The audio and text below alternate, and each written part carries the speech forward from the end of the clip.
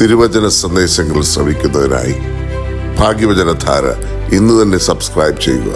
ദൈവം നിങ്ങളെ അനുഗ്രഹിക്കട്ടെ. ത്രിയേക ദൈവത്തിന്റെ ധന്യതിരുനാമത്തിന് മഹത്വം ഉണ്ടായിരിക്കട്ടെ.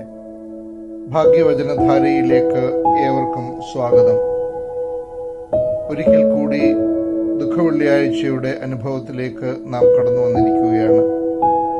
ഇംഗ്ലീഷിൽ ഗുഡ് ഫ്രൈഡേ എന്നാണല്ലോ ഈ ദിവസത്തിന് പറയുന്നത്.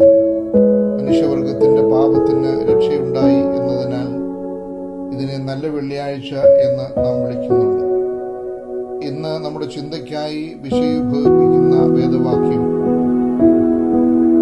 വിശുദ്ധ മത്തായിയുടെ സുവിശേഷം 27-ാം അധ്യായം 22-ാം വാക്യം.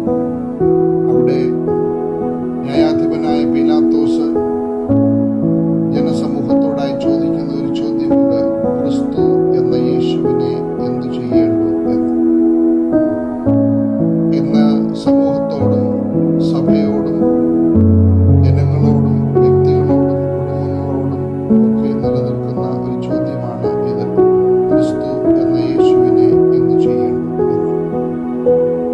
നാം ലോകത്തിന്റെ യാത്രയിൽ മുന്നേറുമ്പോൾ തെറ്റുകളും കുറ്റങ്ങളും ഒക്കെ ചെയ്ത് നീങ്ങുമ്പോൾ ദൈവിക സാന്നിധ്യം, ക്രിസ്തു സാന്നിധ്യം നമ്മുടെ ജീവിതത്തിൽ പലപ്പോഴും തെറ്റിലേക്ക് നീങ്ങാതിരിക്കുവാൻ തക്കവണ്ണം നമ്മെ പിടിച്ചു നിർത്തുന്ന ശ്രേഷ്ഠമായ ഒരു കാര്യമാണ് ക്രിസ്തു സാന്നിധ്യം.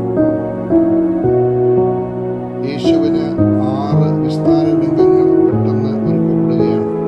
പിന്നെ കയ്യാഫാവ്, സന്നദ്ധി സംഘം, പീലാത്തോസ്, ഹെറോദേശ്, വീണ്ടും പീലാത്തോസ്.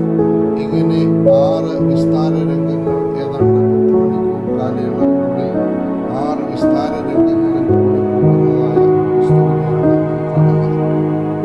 വളരെയധികം മനസ്സിനെ അലട്ടുകയും പ്രയാസം തോന്നുകയും ചെയ്തപ്പോൾ യേശുക്രിസ്തുവിൽ ദൈവമായി തെറ്റൊന്നും കണ്ടെത്തുവാൻ തക്കവണ്ണം സാധിക്കാതെ വരുമ്പോൾ വളരെ കൺഫ്യൂസ്ഡ് ആയിരിക്കുന്ന ജഡ്ജ് ചോദിക്കുന്ന ചോദ്യമാണ്: ക്രിസ്തു എന്ന യേശുവിനെ എന്തു ചെയ്യണം? ഇന്ന് ലോകത്തിൽ തെറ്റുകൾക്ക് ഒക്കെയും നാം കൂട്ടി നിൽക്കുമ്പോൾ കർത്താവ് കാണുന്നു എന്ന് ഓർമ്മപ്പെടുത്തുവാനും കർത്താവിനെ മുറിപ്പെടുത്തുന്ന ഒന്നും ക്രൈസ്തവനായ എൻ്റെ പൊതുജീവിതത്തിൽ നിന്ന് ഉണ്ടാവരുതെന്നും നിശ്ചയമെടുക്കേണ്ട ദിവസമാണ് നല്ല വെള്ളിയാഴ്ച. അതിനാണ് നോമ്പും നമസ്കാരവും ഒക്കെ നടത്തുന്നത്. ക്രിസ്തു സാന്നിധ്യം നമ്മുടെ ജീവിതത്തിൽ അധർമ്മത്തിൽ നിന്നും നീതിരാഹിത്യത്തിൽ നിന്നും മാറി നിൽക്കുവാൻ തക്കവണ്ണം നമുക്ക് സാധിക്കേണ്ടതാണ്. അധർമ്മവും നീതിരാഹിത്യവും ന്യായീകരിക്കപ്പെടുന്ന ഒരു കാലത്തിലാണ് നാം ജീവിക്കുന്നത്. ജ്ഞാനവും സ്നേഹവും സഹനവുമാണ് ക്രിസ്തു. ഇത് ഈ നീതിരാഹിത്യത്തിന്റെ കാലത്തിൽ പീലാത്തോസിന്റെ ചോദ്യം